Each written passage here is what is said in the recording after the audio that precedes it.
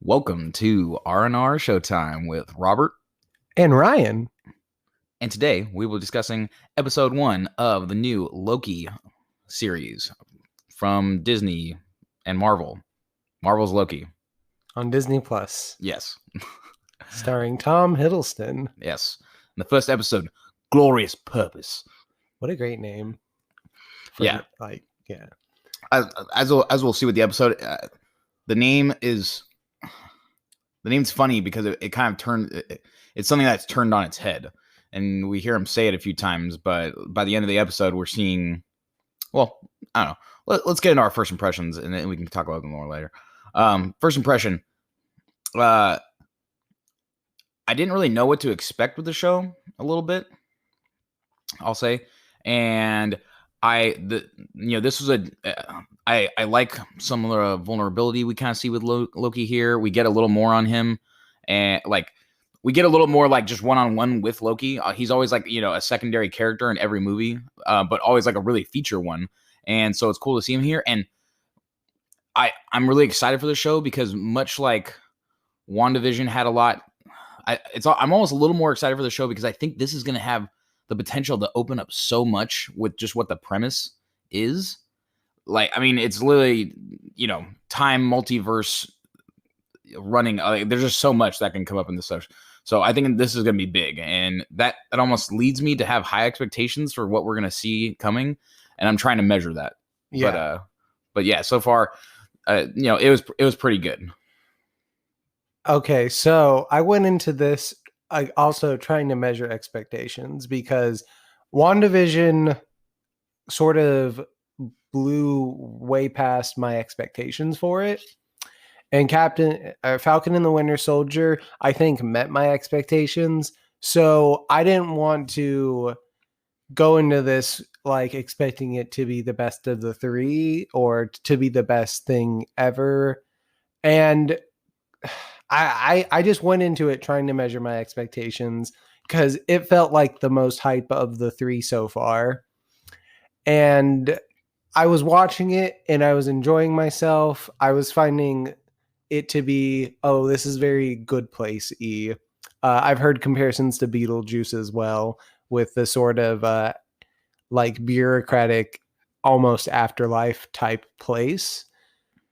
But I'll tell you, when we get the little animation that like basically breaks down what the place is, The TVA, Time Variance yeah, Authority. but when we get that little animation with Miss Minutes, I want to say, as I was watching that, I just like got this smile on my face, just like again with you thinking about how much this show is gonna have ripple effects, like in terms of like the entire universe and all like the little thing, all the potential that this show has.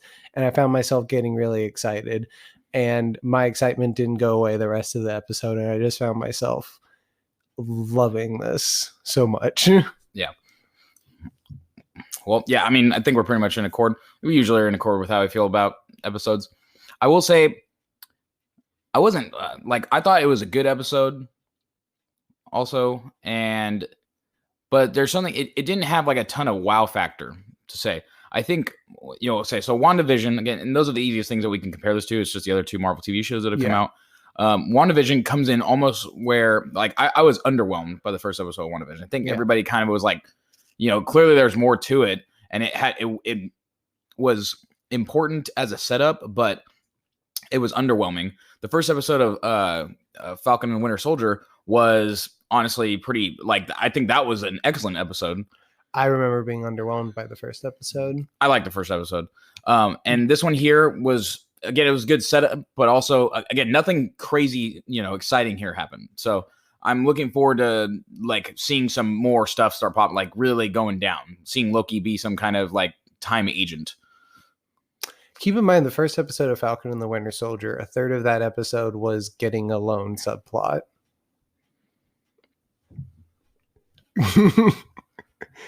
I still liked it. Yeah, I liked parts of it. Mm-hmm. I would say of the three pilots, I think the Falcon one was the weakest. Because the WandaVision one, I get, for you, it was underwhelming. But like I watched it and I was thoroughly delighted. And it's also short.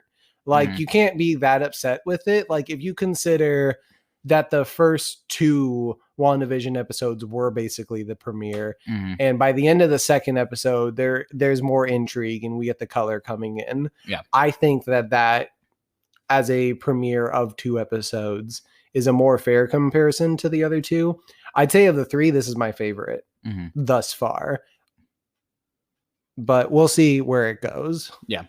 All right. So recap. The movie starts right where we are at the end of the first Avengers movie and where we are halfway through Endgame, where Loki's been apprehended at the battle at the end of the Battle of New York. He's being taken down, and we see the events of Avengers Endgame where they are, executing the time heist and fail, and we see Loki get hold of the Tesseract and phase out. Yep, teleport, and he ends up in the Gobi Desert. Yeah, and was approached by some, denizens of that area, and can't even speak their language. He starts to like monologue to them and everything. One thing I note that I liked about that scene is that you're seeing everything actually from a slightly different perspective. You're not seeing it from the Avengers Endgame perspective, where we're looking at it as the the Avengers going back doing the time heist. You're seeing it basically from Loki's perspective as he's looking around, only sees the back of the guy that takes the case, sees it slide up to him. It's a slightly different perspective, and I kind of like that. It's not just a literal us watching the same thing again. It's weird because I felt like it was almost verbatim, like because I felt like you got a little bit of Loki's perspective in Endgame, like you see him like noticing things. But I agree. It's good that they put it in there, but it did just feel like, oh, just in case you forgot, this is the setup. Yeah, I like that. I mean, there's a couple little things that they did that made it more like from his perspective, that it's not like we don't even see them approach and engage the distraction that occurs there. It basically skips to him. I don't think the thing is, I don't think there are new scenes. I think it's just re-edited. Yeah, I think I don't remember in Endgame him in like the elevator, he like waves at the Hulk. I don't remember him doing that. And then when we see the like basically who's Tony inside of that like the outfit, the disguise he's wearing when he walks over the thing. When we see that, we see his face. It shows us his face as he's walking away with the package. And this one, we only see a guy walking away having grabbed it. And I look at that as like Loki looking at some stranger who just grabbed that case and is walking away with it. But as we see, he recognized Tony's cologne. Yeah. But yeah, so he's in the desert. People there, he doesn't speak their language. And he sees the Tesseract, and at that point, he's also sees some strange people basically teleport in and start saying stuff about time variances and stuff. And one of the who we find out are called Hunters comes up to him and basically tells him that he's more or less under arrest and to come along. Try to not resist and to just accept his arrest or what have you. And he's like, I'm a god and all that sort of stuff, and you don't want to mess with me. And she hits him with this thing that like makes him slow down, but she says, but you're still feeling it in real time, this like pain. And it's just like this little cool moment. It's just the first glimpse into what these people can do. And they put like a collar on him and they take him with them into the TVA. Yep. And once they get in there, they basically force him into a processing. They, take his stuff. They literally zap his clothes away. They take the Tesseract and give it to this like office worker guy to like, they say to put with evidence or what have you. Yeah. It's like, and it's funny, they just literally hand it off. Like it's ultra powerful artifact, literal infinity stone, and they just hand it to some office worker guy. It's the Tesseract. That sounds dumb. Yeah, they push Loki through processing, zap all of his clothes away, put him into a new jumpsuit. His fine Asgardian leather. His fine Asgardian leather. And drop him in to sign this is everything you ever said, a stack of papers that are apparently everything he's ever said. He goes through a little thing that detects whether or not he's a robot. Mhm. If he was a robot, it would like basically liquefy him, but he's not a robot. I just want to say the stack of papers, I have to believe that for a person, any person, unless that is like, I looked at what it said on that page because it did say what, right? And there's like there's a bunch of space in between there, right? Maybe it's a lot tighter with like all the other things he might have said. But assuming that there's like a date stamp on everything, I feel like if it was literally everything that in ancient hundreds, thousands of years old, like, god-ish, like alien figure man, I feel like his stack of paper should have been way bigger, right? I think it's a little thing. I think I don't want to get at that. That's kind of I don't know.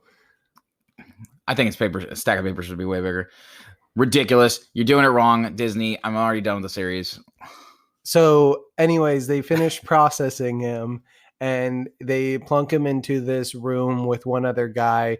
They're told to take a ticket. The first guy doesn't take one. Loki takes one, and that's when we get the informative video with Miss Minutes breaking down the TVA and how once there was this battle over timelines that almost led to the destruction of everything, but then these three, what do they call them? Like timekeepers? The three timekeepers, these like ancient beings or what have you. We really don't know what they are.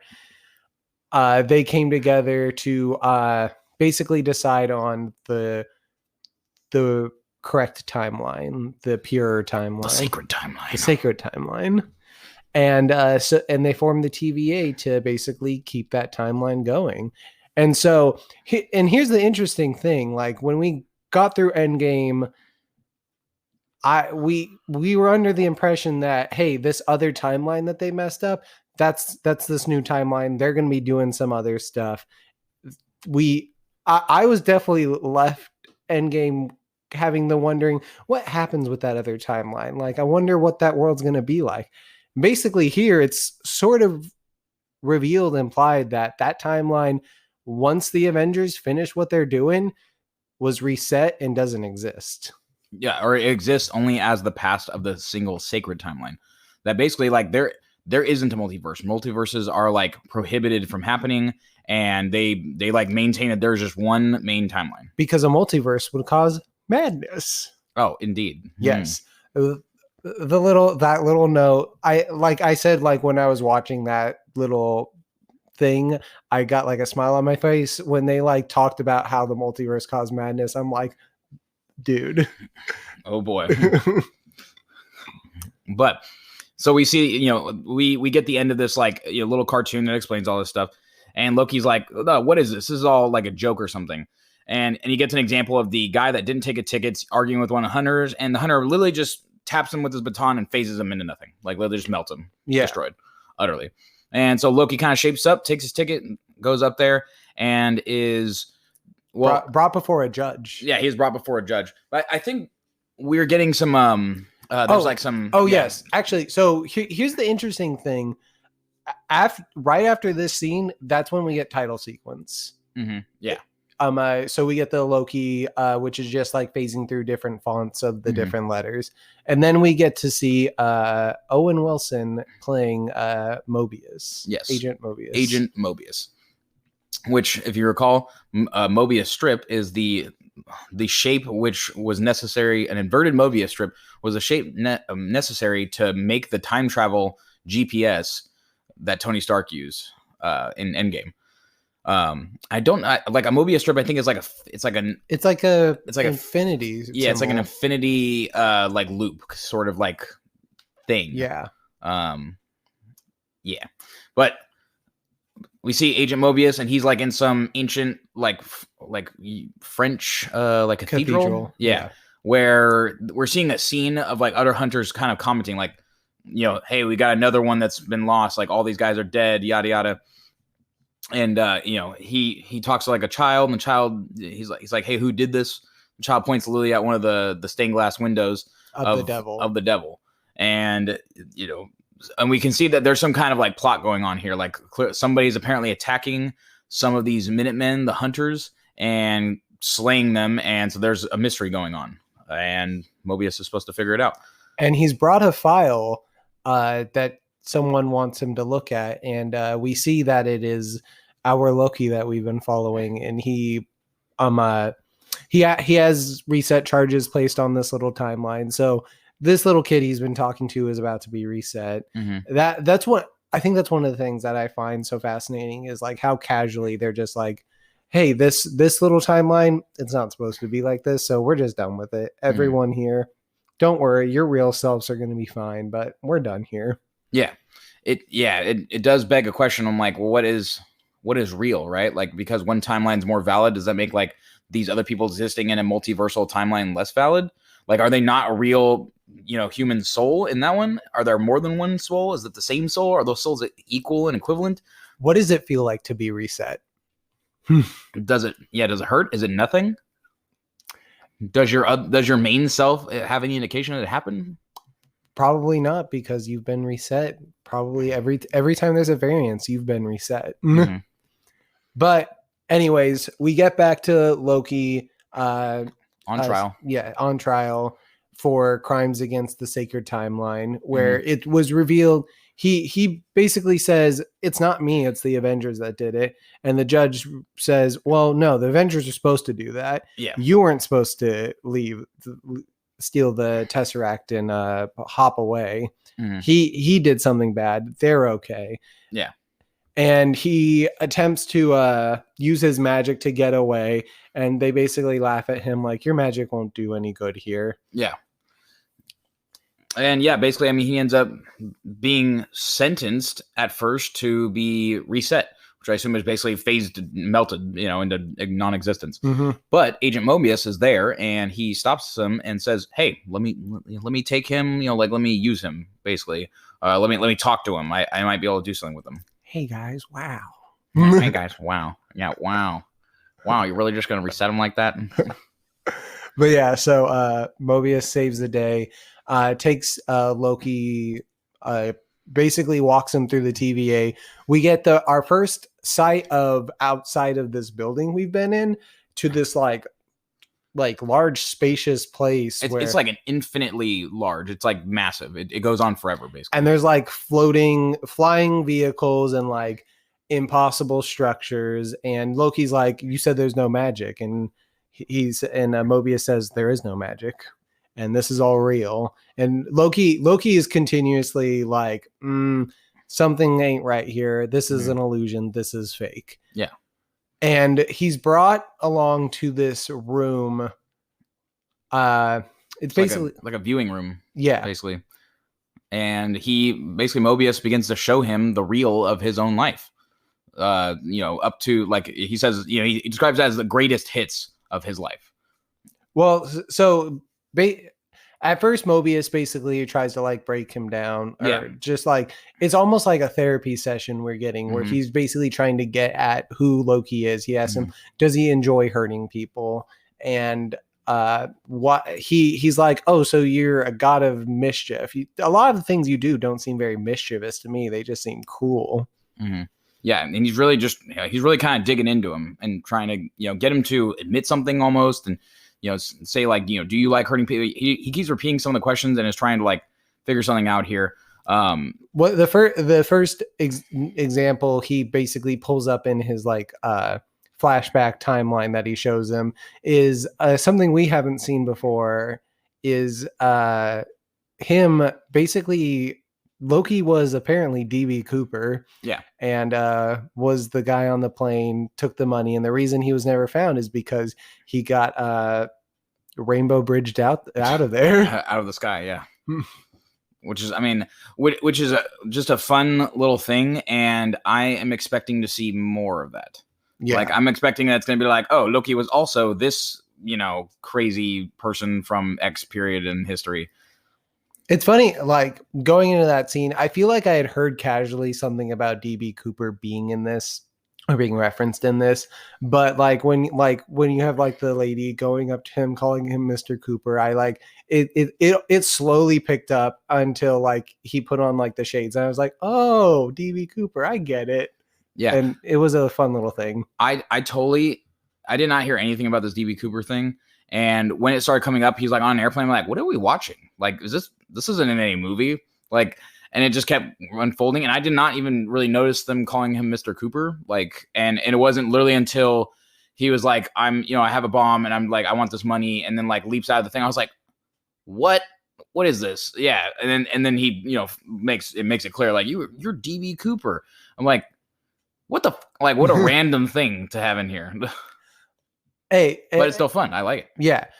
Presumably, if you don't know who DB Cooper is, I'm sure there's videos online. I recommend BuzzFeed Unsolved's episode on DB Cooper. That's how I know about it specifically. But yeah, it's like a funny little thing. This guy, we don't know what happened to him. So assuming it's the God of Mischief, that's as reasonable an explanation as any. Yeah, certainly.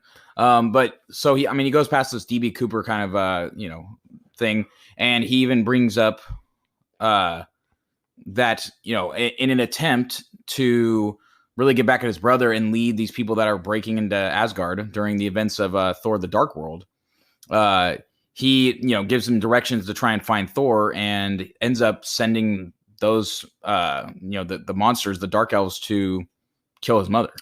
Yeah, so we see him replay his speech in Avengers, then we see him play the interaction between him and his mom at the beginning of Thor: The Dark World, where he says, "You're not my mother," and like the sort of like to give him the context of that before he sends the Dark Elves to kill his mom. And Mobius is quite direct with it. At some point he's like, you killed your mother. And this elicits a reaction in Loki where he tries to attack. Oh, we're also skipping over the fact that the collar that he has around his neck allows Mobius to basically reset him back to a previous point anytime he wants. So if Loki tries to attack him, he gets reset back to like a specific location. He remembers everything up to him being reset, but he's just back to where he was. Yeah. It's like it's something to keep him in line. Like they can just twist time back on him. But yeah, it elicits a response, and he ends up getting like knocked down basically to the floor in like this reset or altercation. Yeah. And Mobius offers him a hand, helps him up. And then some hunters show up and are like, hey, I can't remember exactly what happened. Like some hunters show up and they're like, what's going on? Well, one, I think they said that there were more bodies, but also the hunter lady just thinks that he's wasting his time with this variant. Yeah. And basically gets him out of the room long enough that Loki's able to sneak out. Yep, sneak out. Because when he helped him up, he basically pocketed the device needed to get It's away. like a remote control for the collar, I believe. Yes. But so he gets out, and Loki immediately goes looking for the Tesseract, and he finds Office Guy. Yeah. And is like, show me that the blue thing. Like, there's a funny like thing where we're getting an idea about apparently the people that work here. They don't have any concept of what things that like a fish. Like he had no idea what a fish was. I'm gonna gut you like a fish. What's a fish? Yeah, what's a fish? I just want to understand what kind of threat I'm under. Like, I thought that interaction was kind of hilarious. Yeah. I really like that. I've seen that guy in other TV shows, and so I think he's funny whenever I've seen him. And so he ends up, opening up his little like what is it, like his wheeling trolley thing, and goes to hand him the Tesseract. And Loki looks in this box, and with the Tesseract is literally multiple Infinity Stones, like multiple of the same one too, just all laying there. Yeah, some of the guys use them as paperweights. Some of them. Yeah. And this is like a moment like kind of a big shock for Loki and for us as a audience, where we're like, all right, now we see what like these guys are literally beyond. I've heard this moment's a bit divisive. Some people feel that it sort of undercuts what we've gotten beforehand. But in my opinion, I don't think it I don't think it undercuts what we've seen before. I think it just serves to show how powerful this place is, how serious this is above everything we've seen before. Yeah, and this is something I want to get to later. Is that this whole show is really setting an entire new level for what we're going into in the future of the MCU. I want to talk about this more later once we get to the end. But so he sees all these in here, and this was like kind of like a big realization for him, where he already was like sort of like, wow, this place is kind of ridiculous. Like, I don't actually even like, how can I'm a god. Like, how can you talk to me like this? I don't care. He looks out the window. He's like, this isn't real. Like, what is this? And when he's holding the Tesseract in his hand and he's not able to use it, like the power of the Tesseract is squashed by this place. He basically says out loud, "Is this the greatest power in the universe?" And the office guy is just like, "Yeah, yeah." And so the hunters find Loki there after getting the Tesseract, and he uses the time twister to basically reset himself all the way back to the room that he was in before, the viewing room again. And now that he's in here, he takes the time. He realizes that the viewing device is still there, so he decides to keep going through his timeline. He sees his mom, like the last stuff he gets to see of his mom. He fast forwards to see the passing of his father. He sees some scenes of him and Thor in Thor Ragnarok, basically reconciling to some degree, and we see like on Loki's face, like he's going through a lot of emotions, like he's in tears about his dad passing away. He's like touched by seeing him and his brother like sort of reconciling, and then we see him on Thanos's ship. Yeah, and man, that is like an epic one to watch, because we have him like seeing the scene that we see in Endgame, like, you'll never be a god. And then we don't see it. We hear it. We hear it. Yeah. Just like subtitles, bones. Yeah. Cracking. Yeah. Subtitles, bones snap or whatever. It was definitely like, and his face, his reaction was just excellent. Like, I love that acting. Like was like, imagine literally watching your own self, really yourself, have your neck snapped like in front of you on a TV. Like, it's when they cast Tom Hiddleston 10 years ago, they did a good job. Yeah. And yeah, so I mean, he basically watches all these events, and it really just like, I mean, it impacts him. And to a degree, I feel like we get essentially like now this Loki, who is a variant, who's the information he has is essentially 5 Earth years old. Because we're talking Battle of New York. He literally stepped out of the Battle of New York and then is going forward. So what we would have had is Loki with none of the growth and nuance of Thor: The Dark World, Ragnarok. This is a convenient way to try and get this Loki up to the emotional maturity and depth that we had in our Loki. Yeah, before he died. Yeah. What I'm hoping though is that they don't like use this as like a hand wave of like, oh, okay, cool, this one knows everything. Like I feel like I want to see that this Loki is still not the one that went through all that. And there should be still some like, I don't know, maybe even this whole experience of coming to the TVA is supposed to be a humbling moment. Like, he had like that Loki was always like, I'm a god and I deserve to be the king of like Earth and the universe and things. We might have even skipped over this. That in this conversation, Mobius was asking him, what's your plan? What's your plan if you go back, right? He's like, well, I'm going to take over and be the king of Earth. And he's like, okay, what about Midgard. That? Yeah, king of Midgard. King of Asgard and the 9 realms. Well, how about king of space? Yeah. Would you like that, Loki? And then at that point, Loki's like, are you mocking me? And in a way, he kind of was, because like from the perspective of someone in the TVA, space is like this. It's big, but it's still small. It's still like, but it is, yeah. I mean, we have to imagine we've seen them basically use these reset charges, right? And we have to imagine it's these charges, right, have to be like essentially the most powerful thing you can imagine, because it literally like basically melts an entire universe, an entire multiverse, like a branch off of our main timeline. It's a whole nother universe, really. And so this charge literally just destroys an entire universe. That's basically what it is. It's like a black hole ultra destroyer thing. Yeah. But it looks like simpler. Like it's only destroying that moment, but it's not. It's destroying an entire universe that existed in tandem. So I can't. I think like all these events are supposed to humble Loki and basically take him from the I'm supposed to be the god, the king, I deserve all these things, and basically say like you are now beyond the considerations of being a king of Midgard and all these things, and all these events are supposed to lead up to that. So I think there is good reason for us to see a Loki that's supposed to be kind of what you said, the emotional maturity of the Loki that dies in Endgame.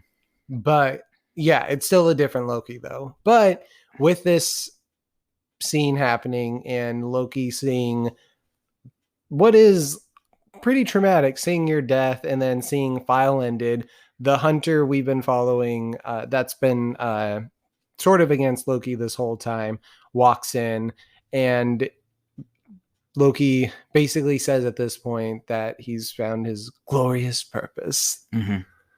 And we get a little tussle between the two because instead of her pruning him, which I mean, I guess it's good because Mobius asked for him not to be reset. So she doesn't do that immediately, but because she doesn't, he's able to get the collar onto her, and which now means that he can like reset her. Yeah, we can see him playing around with it a little bit. And we can see he's able to hold her, like remove her for an extended period of time, which when Loki had the collar on, we never saw him gone for more than like a blink, but he's able to like have her removed for an extended period of time. Yeah, which again, like it's almost simple, but like it attests like how powerful these devices are. I mean, it's basically saying like it's not holding her. It's just saying that it's going to drop her into a different place in time. Yeah, in the timeline that she's already been, because it's twisting essentially. What I understand is it's twisting their timeline so far. Like whatever they've done, it's just reversing them all the way back to a spot in their time. As we have Mobius say in the episode prior to this, time works differently in the TVA. Yeah, so I mean, it is weird, and it just shows like, yeah, this whole place is above, and all their devices are literally beyond powerful. It's like, oh yeah, I'll just twist your entire being back to a different point in time. But he uses this to get the hunter out of the room, and after not too long, Mobius comes in and strikes back up the conversation. And Loki sort of, after all this, he admits that he doesn't like hurting people, and that it's all basically he does the things he does in an attempt to feel more powerful, feel in control, when a lot of the time he doesn't. Yeah, it's like a really interesting psychological catharsis that Mobius brings out in him. And I think the purpose is that Mobius is like, I need you to like get past your own thing. I need to understand your psychology, and perhaps basically through this, Loki comes out and says this, and Mobius is like, great. Hey, how about you do something that's actually important? Okay. All that other shit, not important, but you can help me do something that's better than, I can't give you salvation, but I can give you something better. We're tracking down a dangerous variant. And Loki says, and you need the God of Mischief to help? Yes, we do. Well, why? Because the variant is you, Loki. Mm-hmm. Yeah. And we end the episode with with seeing some hunters touch down in where is it? It's like Oklahoma or something. Yeah, but like 1800s. 1858. Yeah. Yeah. And they're basically doing their hunter stuff. They detect the variants and they're getting ready to set a reset charge, but then they see a figure and they go to investigate it. And when they do, the figure lights a fire, and it turns out that the hunters were standing on basically I don't know, oil soaked field. Yeah, and so they all catch fire, and the reset charge that they had prepared is left behind with a cloaked figure who we can only presume is the Loki variant. Yeah, and they take it. And we already heard that they had taken multiple charges before, which is again, the idea that someone has more than one of these charges. I'm like, what can you do with more than one of these charges? I mean, with one charge, you could reset the sacred timeline. Yeah, I can't even. It seems like a little Yeah, these things are like beyond powerful, and they imagine that there's a variant crossing timelines that has multiple of them is just like a little crazy. So basically, this alone sets the stakes for this series the highest of any. Technically speaking, this is the highest stakes of any Marvel property thus far, in a way. Yeah, I mean, so okay, let's move into like some of the talking points here. Is that so? What the TVA? There's like a few things to go over kind of here. The TVA, yeah, is a big deal. The TVA is basically set to be, they are beyond the universe powerful. Like, and that's to say, because okay, one thing we see is that their flaw is that the fact that the hunters are like incredibly fallible, right? They're not like ultimate super trains. Like they're clearly essentially on the same physical prowess as Loki because they have a tussle and it's of equal fight. And we know that Loki is above normal human prowess. So we know that they are not human in their regular capabilities, but they are also not like, they're not like supremely powerful, just the regular ones of them. Yeah, so it's a question that I'm going to have of whether or not they are going to go into the details of like who these people, members of the TVA other than the timekeepers are, or if it's better to just not sweat those details. I could see them giving the details, but I don't think it's necessary. Mm-hmm. I think we sort of like implicitly understand, like in Star Wars, humans exist anywhere in the galaxy. Yeah.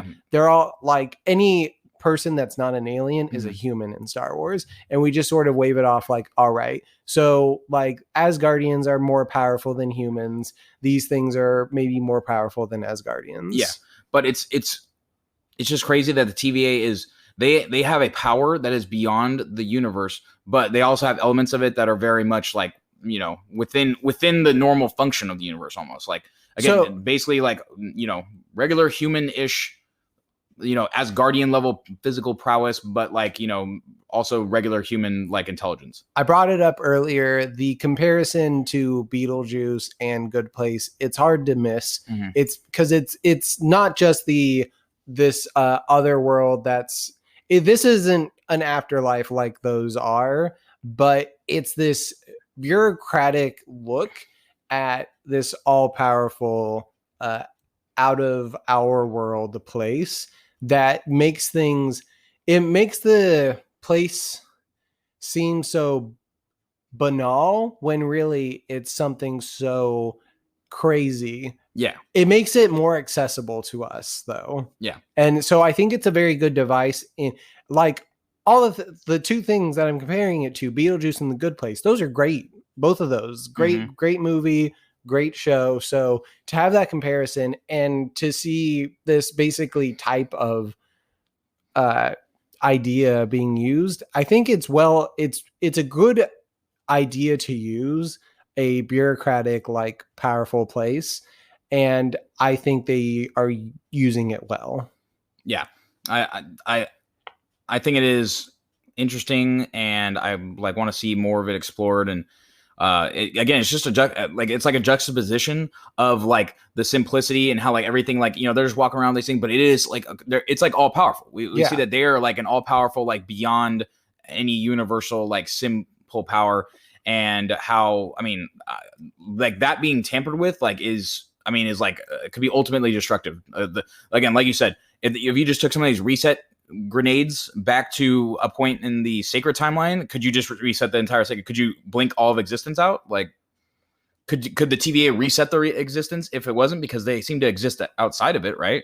Wherever they are is not within the normal, bounds of the sacred timeline, we have to assume. So I don't, yeah. A lot of these things we're going to see coming up. What I kind of want to talk about right now is in this introductory episode, we're being introduced to the TVA. We're also being introduced to characters. I don't know how much each of these characters are how big a role they're all going to play, but let's kind of talk about this cast, because another thing, I think that this is a pretty solid cast we have going. Like, obviously Tom Hiddleston, Owen Wilson. Honestly, like when you see Owen Wilson, you're just like, oh yeah, they cast Owen Wilson. Like it's like a famous guy they put in, but he's doing a good job. Yeah. Like him and Tom Hiddleston, like those scenes, like a lot of it's just talking and it's very engaging. Yeah, absolutely. They have a genuine rapport that they're displaying, or that's being built before us with these two, and I really like it. He does he does this. He has this way of being. It's like he's being condescending to Loki, but it doesn't come across as. It feels genuine, but the things he's saying are kind of condescending. But he feels like he's trying to be genuine in the things he's saying. Yeah, like he just happens to be part of a group that is all powerful. So the things he's saying are accurate. Yeah, but it comes across a little condescending. But the way he says it sort of makes it like he doesn't come across that way. Yeah, exactly. He's playing a guy that's trying not to talk down to someone that is basically nothing to him. Like, I mean, like genuinely, or it is a weird concept. Like, you have to understand, think the psychology of what we know about Mobius so far is that he's part of this all-knowing thing where he resets realities like nothing. Like, right, he sees like variants of all kinds of different things. Like, right, it's always not the first time seeing some sort of powerful being become a variant and then just having to go apprehend them, reset them, and destroy that thing. So what you're describing it's just interesting. And I think I just think Owen Wilson's doing a great job playing it. I think it's easy to make fun of Owen Wilson. It's not like he's been in a lot of super dramatic roles where he had to like. Well, he has had dramatic roles. I just don't think that they're the movies that a lot of people think of. Like there's some Woody Allen movie he was in that I think people like, Midnight in Paris, I want to say. But yeah, so he's a good actor. Like of course, like he can do dramatic things, but it's something that you sort of forget about sometimes because he's just like a celebrity. So you don't think about like how casually good he is. And it just like, I forgot he was Owen Wilson watching the show. Yeah. And that is a good thing. And so the other two, like the other two people that we get a little bit of, we referenced the hunter and the office worker. So the hunter, I mean, it just says on Wikipedia, Hunter B-15, played by Wunmi Mosaku, who I recognized her but couldn't place her, and I later recognized that she was in Lovecraft Country. If you watch that on HBO, she's really good in that. So I like when I recognized her, I was like, okay, so she's gonna play a role, and so I liked seeing her. But that office worker whose name in the show is Casey, played by Eugene Cordero, I've seen him like in a few things. Most notably, I can think of him being in The Good Place, where he has a smaller role, but he's very funny in that. And so I don't know how much they're going to use him in this, but he's a very funny guy from anything I've seen him in. So I like the casting in this show. They're making interesting casting choices, and I'm very ready to see this keep going forward. Yeah, absolutely. I want to get back to Loki for a second because I want to talk about, basically his progression in this episode and how I mentioned at the beginning, glorious purpose, and how through this episode, it's all turned on its head, right? That Loki starts this episode in that place he was in New York with this massive ego that he, like, I deserve to literally take over Midgard and that the Avengers can't beat me and all these things, that I'm above, I'm a god. Constantly, even when he died, he, saying you'll never be a god, right? Yeah. He's a god and he's above most things, even to the point of people that are more powerful than him. That, clearly the TVA are displaying that they're more powerful. He's in custody and he still doesn't give them any respect or allow them. He speaks down to them, even as they are literally putting him on trial. Yeah. Even as they've displayed that they can just zap him, they can just reset him. Yeah. And we see him recognized several times. Like, he has fear at many points. Like when he's walking through the thing that would reset him if he was a robot, he's afraid in that moment. When he's in the ticket line and he sees the guy without a ticket get zapped, he frantically reaches for his ticket and he's like, I have my ticket. Yeah.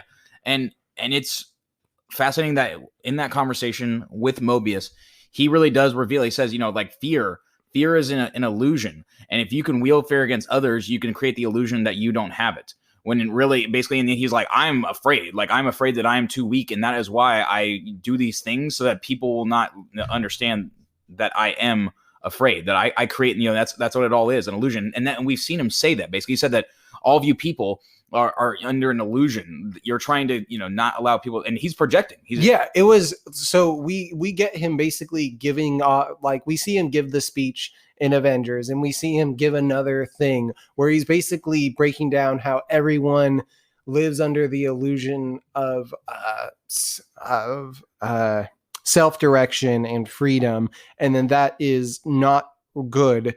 And really, when we see him like giving this stuff, we're now framing it to look at him. Mhm. Like before in Avengers, when he's saying that, we're seeing him basically saying this in like a sort of almost fascistic kind of way. But now it's really like being directed at himself. And it's such a nice juxtaposition to basically, before he breaks down and recognizes that he's talking about himself, we're able to recognize that he's talking about himself.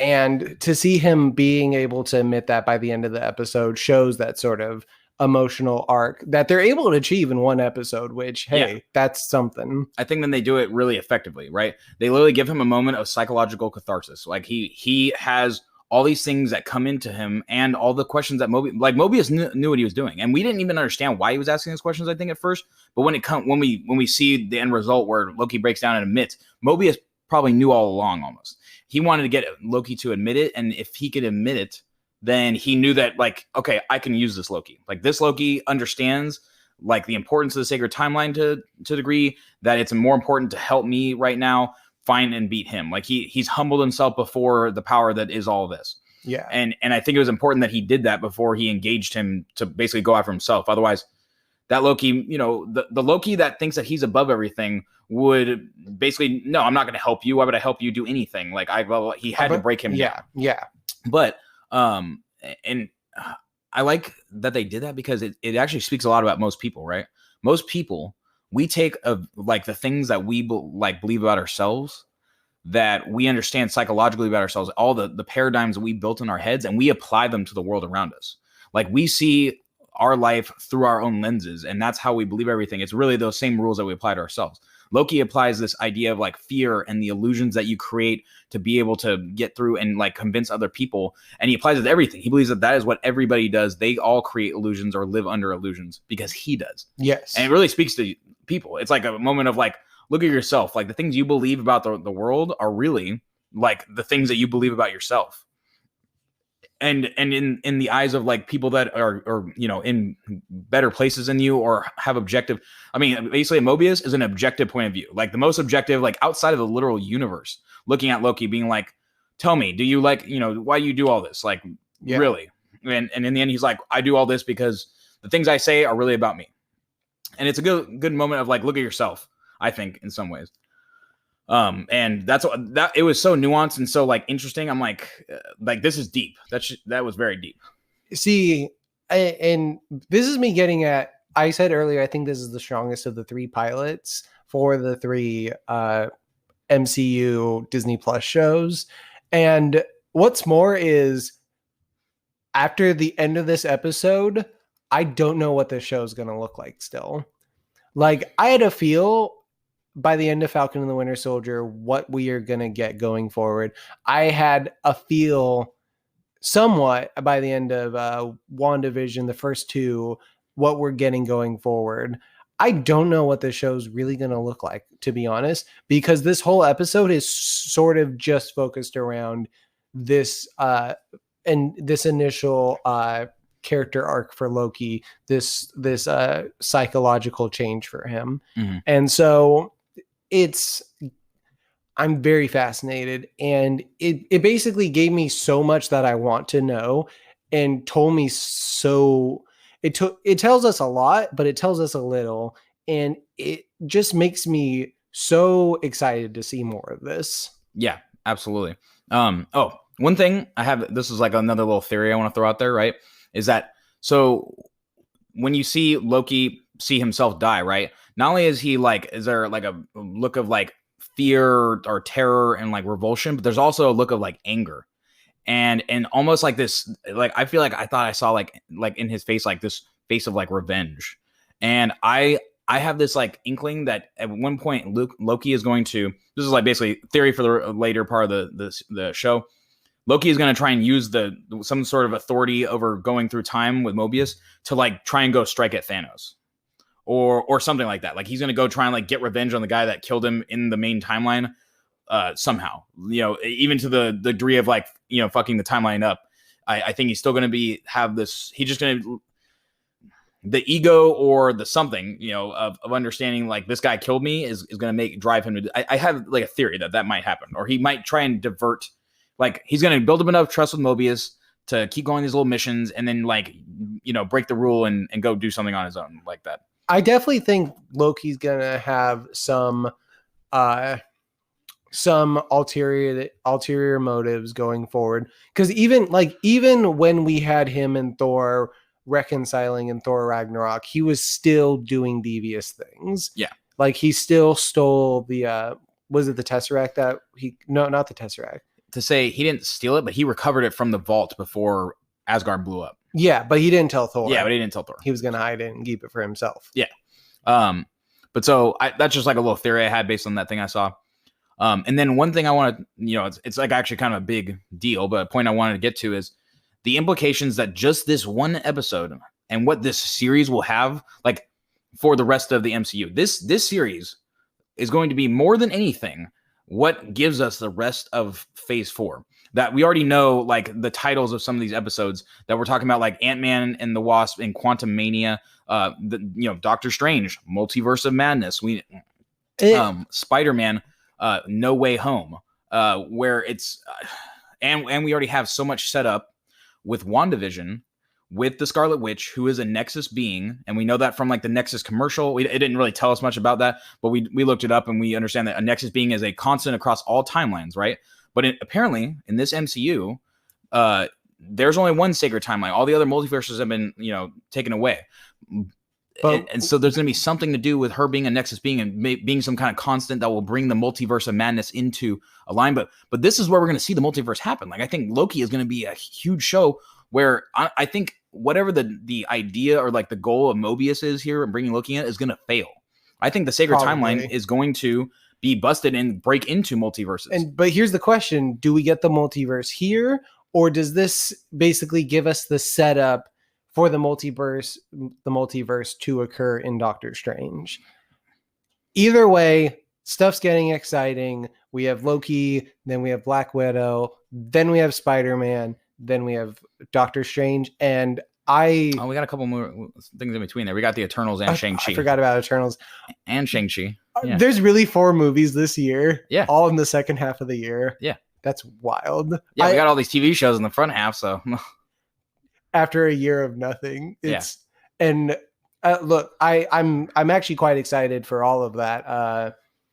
Shang-Chi, I haven't seen any trailers or anything of Shang-Chi. I don't know if there are trailers. There are, yeah. They released them, and it looks pretty dope. I generally don't try to look for trailers in general. Like if I see them in a movie theater, it's fine.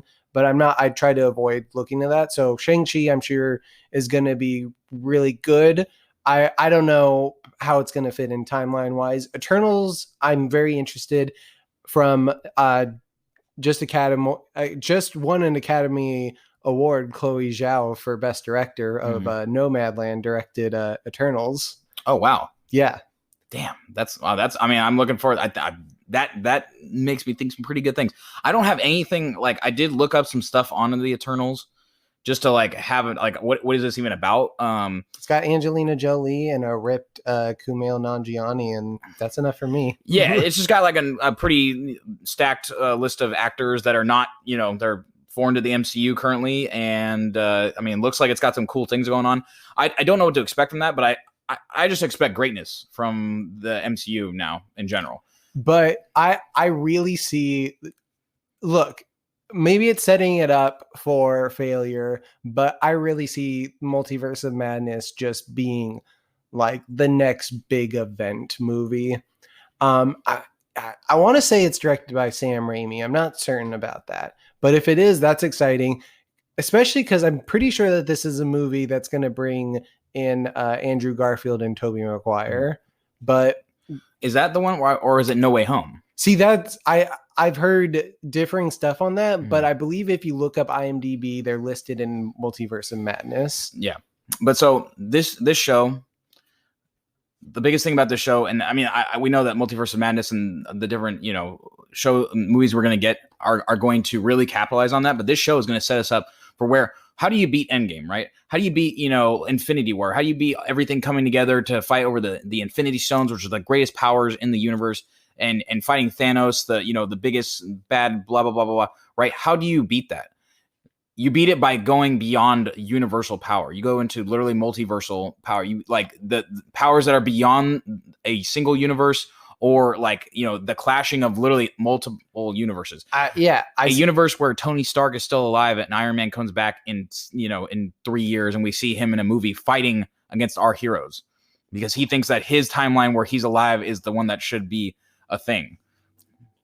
We'll see. I'm just saying, that's the kind of thing we could literally see. We could literally see, I said it already. Technically speaking, this is the greatest threat to the multiverse that we've seen thus far. And you know what's interesting about it? Right now, the greatest threat to the multiverse is Loki. Mm-hmm. And theoretically, the only person that can help protect it right now is Loki. Yeah. So it's an aptly named show, and I'm excited to see more of it. Yeah. But, I guess we can save it until the next episode when we actually get a little more and have some more to talk about. But otherwise, this episode's got a lot. This has set us up for a lot. And yeah, can't wait to see the next one. I can't either. So I think that's it. Yep. I guess we'll call it for today. So until next time, folks, this has been Robert. And Ryan. Have a good one.